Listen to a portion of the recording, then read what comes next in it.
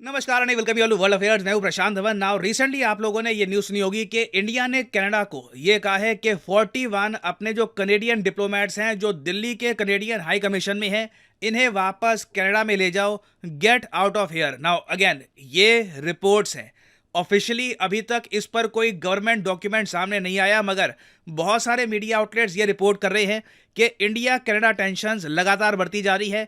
New Delhi tells Ottawa, Ottawa capital है Canada की। कई लोग सोचते हैं कि मॉन्ट्रियल है या कुछ और है, नहीं, it is Ottawa. Ottawa to withdraw 41 diplomats by October 10, इसी महीने की 10 तारीख तक कनाडा को यह कह दिया है कि अपने 40 से ऊपर डिप्लोमेट्स इंडिया से बाहर निकालो। अगर तुम ऐसा नहीं करते तो इनकी जो लीगल इम्यूनिटी है ये छीन ली जाएगी। लीगल इम्यूनिटी आपको पता होगा, जो ये राजदूत होते हैं, डिप्लोमेट्स होते हैं, इनको एक लीगल इम्यूनिटी मिलती है। तो मान लीजिए कल को एक हाइपोथेटिकल सिनेरियो मैं आपको बता रहा हूं, आप यूपीएससी एग्जाम में बहुत अच्छी रैंक हासिल करते हैं, आप आईएफएस इंडियन फॉरेन सर्विसेज में चले जाते हैं और आप बन जाते हो एक इंडियन डिप्लोमेट जापान में या पोलैंड में या किसी और देश में। तो एज ए डिप्लोमेट, एक राजदूत के तौर पे आपको डिप्लोमेटिक इम्यूनिटी मिलती है, मतलब कि आपको जेल नहीं किया जाएगा, आपको अलग से ट्रीटमेंट मिलता है, आपको बहुत सी चीजों में प्रोटेक्शन मिलती है। It is almost a different law for you. तो जो ये डिप्लोमेटिक इम्यूनिटी है ना, ये इंडिया ने कहा है कि आपसे हम छीन लेंगे अगर आपके ये डिप्लोमेट इंडिया से बाहर नहीं गए। ना यहाँ पे आपका क्वेश्चन आएगा कि इंडिया ने ये सब क्यों कहा है। और इंडिया के अलावा देखो, कनाडा आज के समय हैवी प्रेशर फेस कर रहा है। ना सिर्फ कनाडा, एक्चुअली स्पेसिफिकली मुझे कहना चाहिए जस्टिन ट्रूडो की सरकार हैवी प्रेशर फेस कर रही है, not just from India but also from Elon Musk. यहाँ पे आप देख पाओगे x.com, ट्विटर, जो आपको कहना आप कह लीजिए, इसके जो मेन ओनर है आज के समय इलॉन मस्क, इन्होंने ये लिखा है कि Justin Trudeau is trying to crush free speech in Canada, it is shameful. तो ये टॉपिक भी हम डिस्कस करेंगे कि क्यों दुनिया के बड़े जो बिलियनियर्स हैं, जो इन्फ्लुएंशियल लोग हैं, ये क्यों कह रहे हैं कि जस्टिन ट्रूडो जो कर रहे हैं कनाडा में ये शेमफुल है। तो बहुत कुछ यहाँ पे आपको जानने को मिलेगा। आगे बढ़ने से पहले आपसे क्वेश्चन पूछूंगा। क्वेश्चन ये है कि ग्लोबल इनोवेशन इंडेक्स 2023 के हिसाब से भारत की रैंक क्या है। ये है यहाँ पे आपकी ऑप्शंस, 40th, 71st, 81st या फिर 89th। कमेंट सेक्शन में करिए उत्तर, सही आंसर आपको मिलेगा वीडियो के एंड में। ना आपके माइंड में क्वेश्चन आएगा कि इंडिया ने ये सब क्यों कहा है कनाडा को, हम क्यों चाहते हैं कि कनाडा अपने जो डिप्लोमेट्स हैं भारत में, इन्हें वापस कनाडा लेके जाए।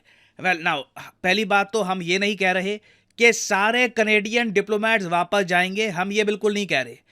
कनाडा के जो हाई कमिश्नर हैं इंडिया में, ये इंडिया में रहेंगे, कई और जो डिप्लोमेट्स हैं वो भी रहेंगे। मगर पिछले कुछ सालों में हमने ट्रेंड देखा था कि कनाडा का जो हाई कमीशन है भारत में, वहां पर कनाडा के बहुत ज़्यादा डिप्लोमेट्स आ गए थे। जितनी इनको आवश्यकता नहीं है उससे ज़्यादा डिप्लोमेट्स इनके इंडिया में कर रहे थे operate.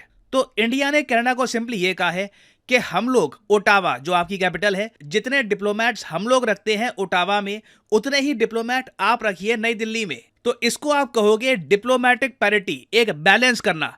We have informed the Canadian government that there should be parity of strength and rank equivalence in our diplomatic presence, our mutual diplomatic presence. We think that the numbers are much higher, and those details are being worked out, and we think that hence the number there will be reduction. So yes, I presume this is pursuant to our conversation or request. हम यहाँ पर कहीं से Canada को ये नहीं कह रहे कि बस निकल जाओ, हम तुमसे रिलेशन नहीं बनाना चाहते।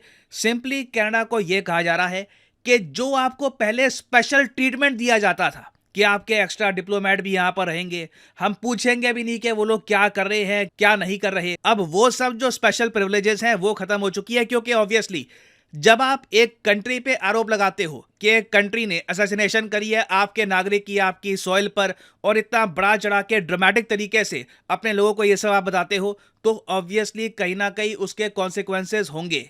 अब यहाँ पे आप एक क्वेश्चन पूछ सकते हैं, मगर कनाडा को इससे क्या लॉस होगा। देखो, सीधा सीधा एक बड़ा लॉस ये होने वाला है कि कम इंडियन स्टूडेंट्स कनाडा में जाएंगे। मैं आपको फिर बता दूं, इंडियन स्टूडेंट्स बड़ी मात्रा में, ह्यूज नंबर्स में जाते हैं कनाडा में। आप अगर कनाडा के टोटल इंटरनेशनल स्टूडेंट्स देख लो ना, उसमें से 37% से भी ऊपर सिर्फ इंडिया से आते हैं। It is an enormous number. अचानक से जब ये स्टूडेंट्स गायब हो जाएंगे ना, तब ये जो स्पेस है कनेडियंस फिल नहीं कर पाएंगे।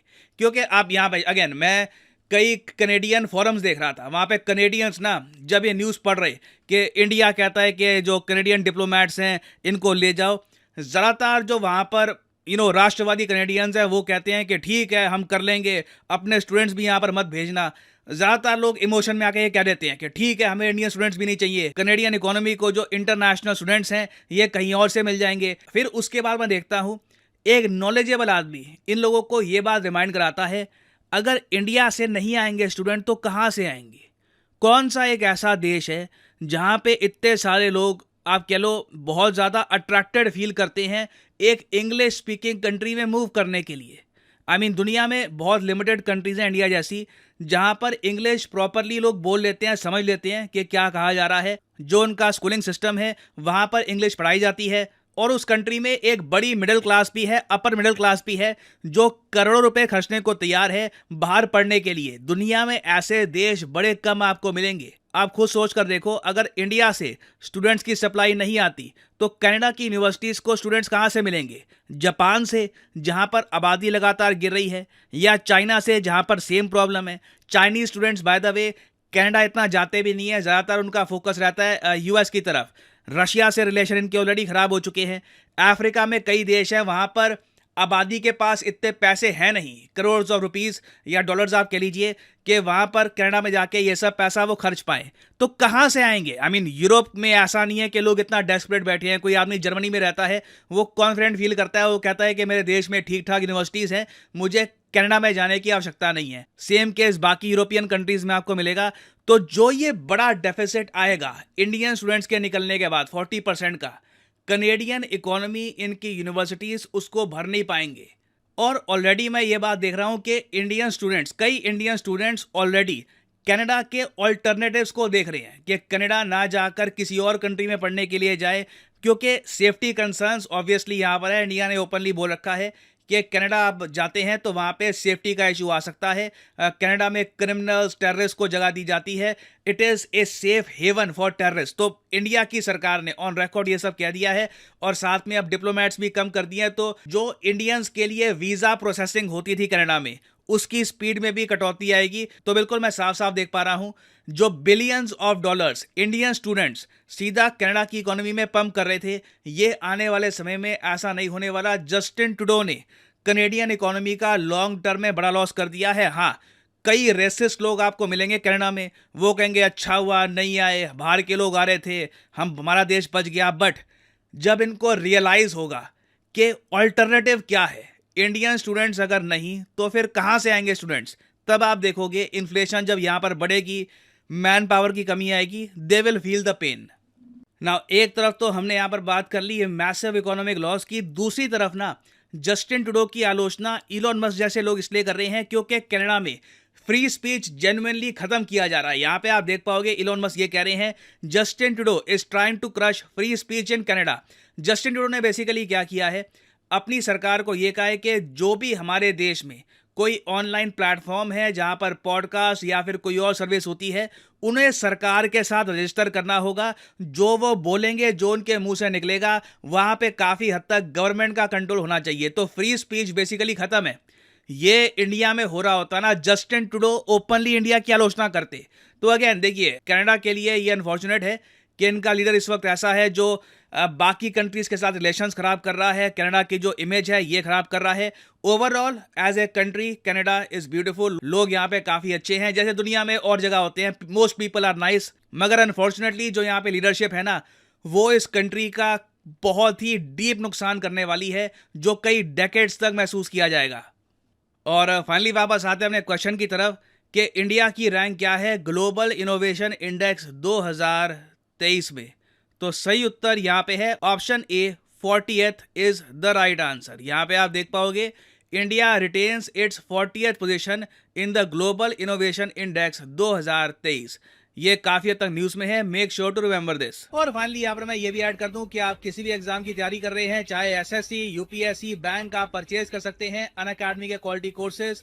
कमेंट सेक्शन में जाइए, पिन कमेंट में यहाँ पे आपको मिलेंगे link. For example let's say आपको प्रिपेयर करना है यूपीएससी के एग्जाम के लिए, तो यूपीएससी के लिंक पर यहाँ पर करिए क्लिक और यहाँ पे आप परचेज कर पाएंगे अनअकैडमी का यूपीएससी कोर्स। बट जो प्राइसेस यहाँ पर लिखे हैं, don't ever pay these prices. Simply यहाँ पर कोड डालिए PD10 and the prices will start falling and you will be able to save a lot of money. So use the code PD10 and save money. और इसी note के साथ ये है video का अंत. Thank you for listening. May the gods watch over you.